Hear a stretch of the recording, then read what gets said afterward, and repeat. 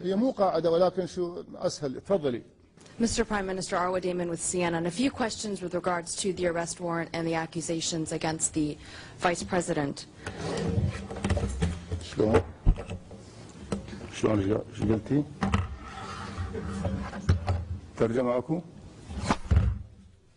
ترجمة سيد الرئيس. Mr. Prime Minister, Arwa Damon. السؤال الثاني.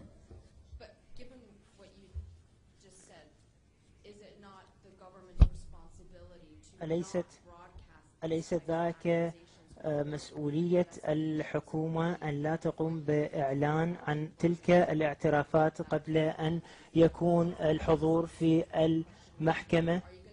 والسؤال الآخر هو هذا سؤال ثاني، هي قضية مو نقاشات، سؤالين عندك كافي. لك احكوا عدل، احكوا عدل بابا، احكوا عدل.